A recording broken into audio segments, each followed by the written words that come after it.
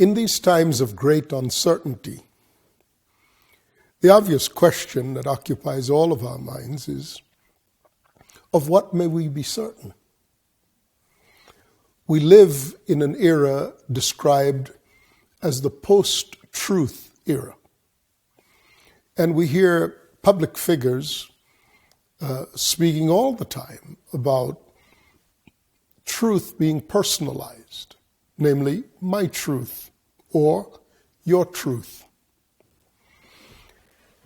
What is happening is a real jostling for a position in the minds of people to be able to say what you want to and yet be immune from the social, political, and financial costs associated with people saying whatever they want to say. A very interesting and rather subtle development has come about as people try to position themselves to both influence society as well as to avoid the usual financial costs associated with taking a position that alienates large groups of people.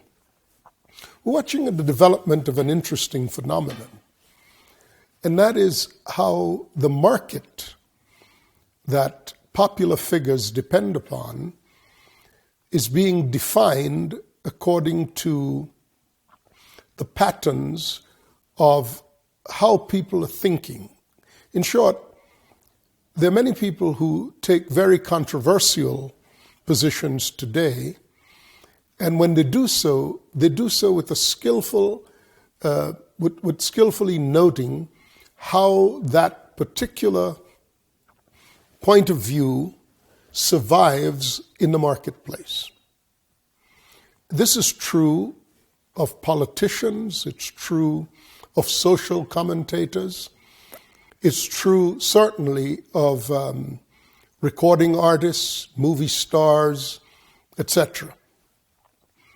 And instead of the society being able to come together, it's being further and further fragmented by operatives who are very skillful in carving out their particular portion of society that ensures that they have an audience that both guarantees them a voice and cushions them and provides certain immunities from the financial consequences associated with their positionings.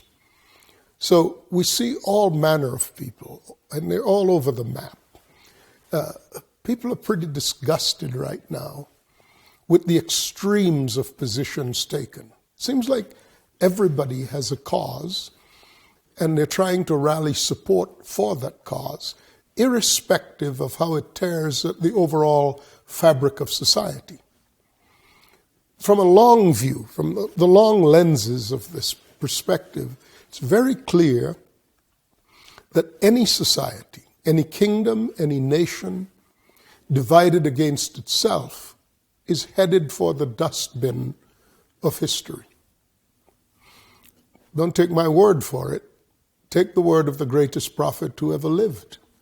For he said, any nation or kingdom divided against itself cannot stand. Cannot stand. It's not maybe it will or maybe it won't. It's that when you divide and divide and divide and divide, soon enough, the resulting portions are too small to represent anything significant. And in the end of it, not only do these portions become too small, but they become warring among each other. Warring for market share, warring for influence, to try to contain as much influence as they can so that their voice is the last voice heard. Now, the folly of this seems altogether apparent. You would think that people would get this. So the question underlying a lot of this is, what's really driving this race to the bottom? What's really driving it? And the answer is, the culture of the orphan is driving it all. Because all the orphan knows is that he or she can only depend upon himself. An orphan has no concept of anything bigger, any world that is bigger than his own, his or her own. An orphan has no concept of being able to depend upon anyone except his or her skills. And so, for the orphan, the resource begins and ends, the resource on which he or she can depend, begins and ends with what they can control. So, in this race to the bottom, the typical orphan thinks in terms of, on the way down, they never think in terms of overall consequences, because they are forever in the place of victims, and their position is always the position of outsiders, looking in. The us against them, or me against the world kind of perspective. So, as people are trying to get their arms around what can be done about this obviously recklessly divided society, and people see that there's a need for people to come together, and they will say so. They'll get on television, they'll get on their shows, they'll write opinion pieces, the whole bit. Whoever has any modicum of influence today is advocating for people coming together. But when we begin to talk about the specifics of how anyone can come together, the deal breaker is come together on my ideas. If we could all agree that my ideas carry the marketplace or carry the day, then we'd all have a wonderful, happily ever after existence. What they're not understanding is a culture that's been here since Adam has now reached its full flowering, fruiting apogee. The fruit of it is ripe. That's the culture of an orphan. An orphan has no stake in the bigger picture. In fact, the bigger picture threatens the orphan. Because the question always in the mind of the orphan is, what is in it for me? Underlying that is the question, how am I going to survive in a world that I don't control? So we're watching how society is evolving at a pace that is really exponential. And the aspect of society that is evolving as rapidly as this is an aspect that is defined by the amalgamation of ideas based in the culture of survival, and how that amalgamates with technology. The combination of the two are rapidly dividing society along the lines of ad hoc constituencies, meaning get enough people together on Twitter,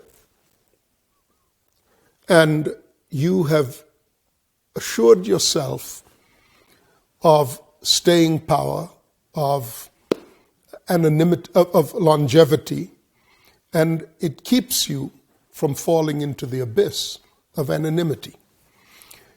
People understand, the users of technology at this level understand that they must have a marketplace for their ideas. They must create a constituency that in the main presents them and presents their ideas as if enough people will subscribe to their point of view, so they must be heard. And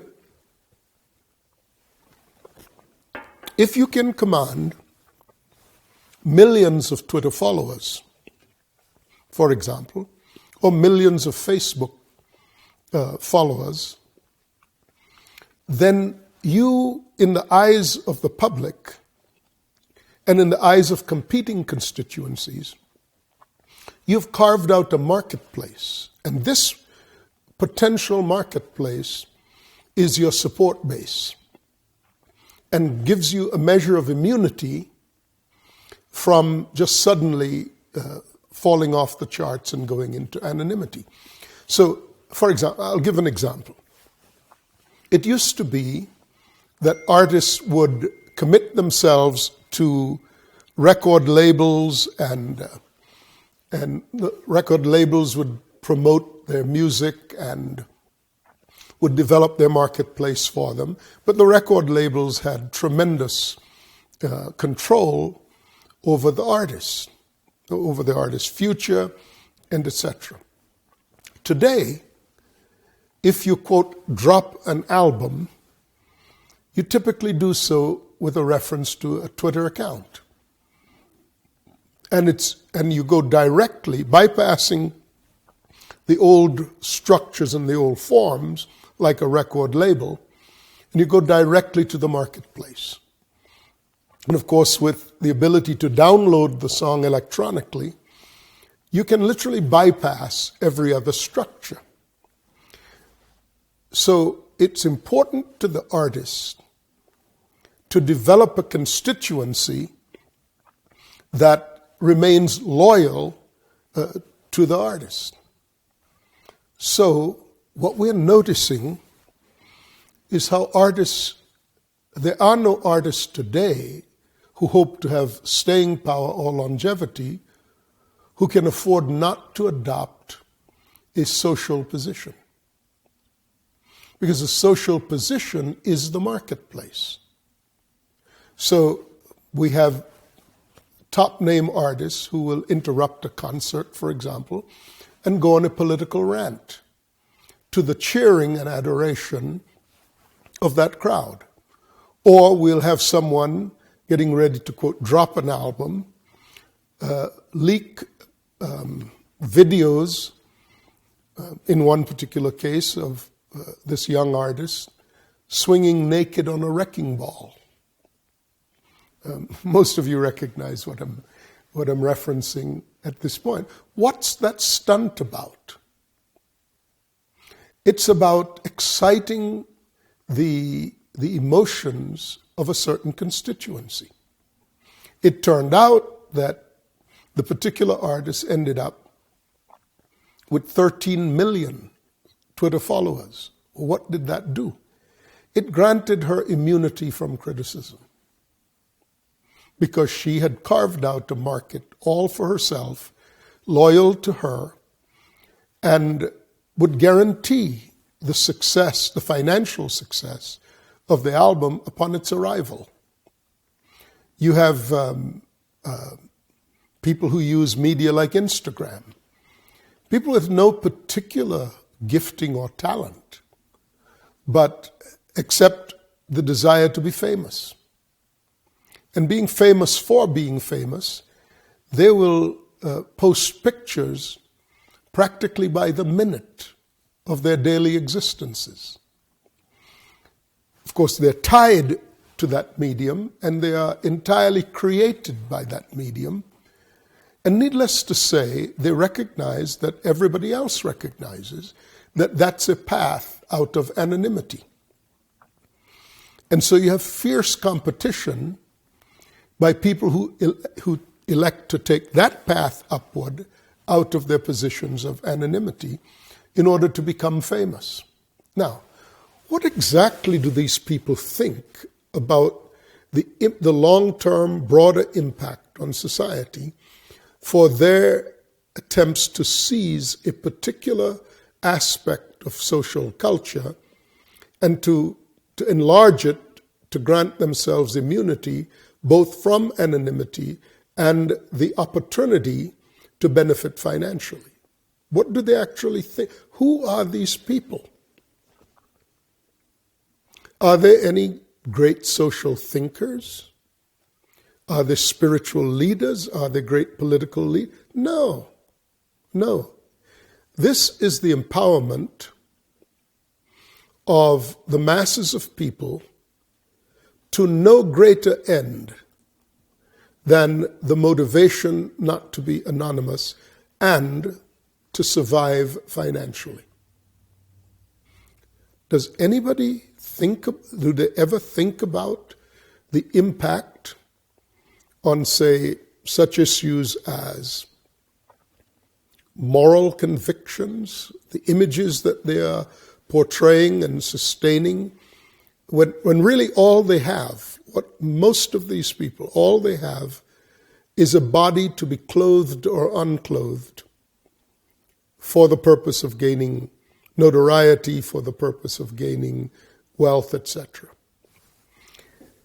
That's why we can't come together.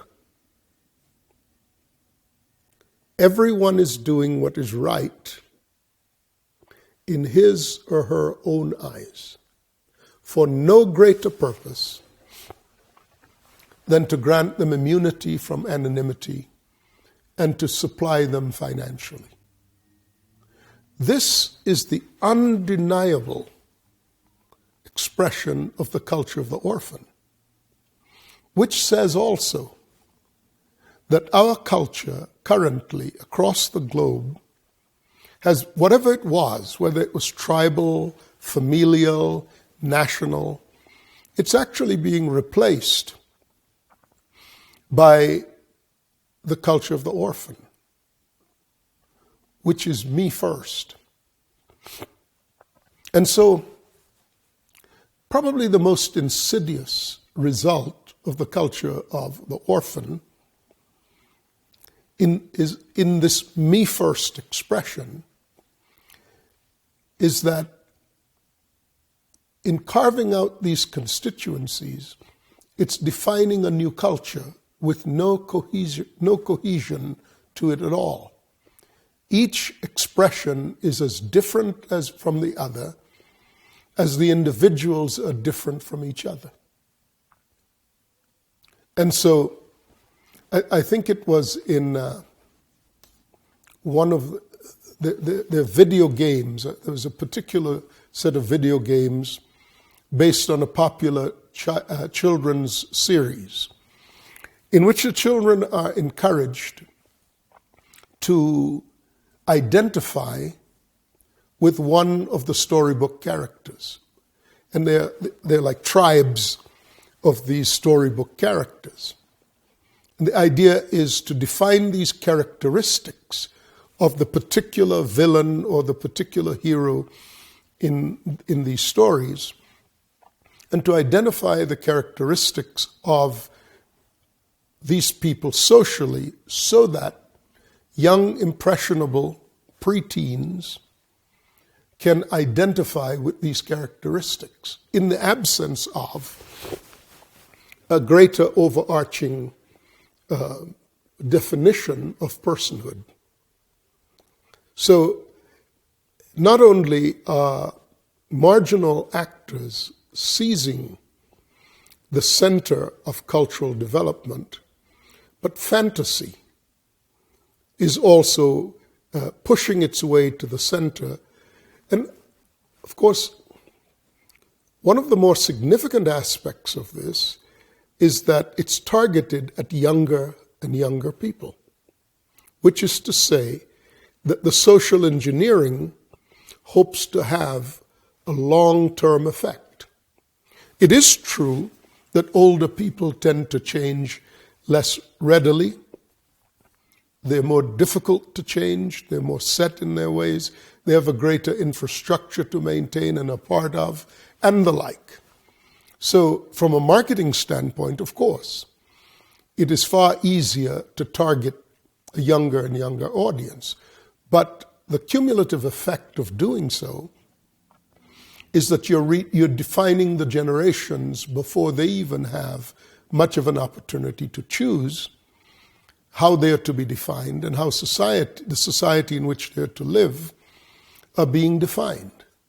Aided by technology, everybody has the opportunity to take their cut, their slice of society, and to take it wherever they want to with themselves.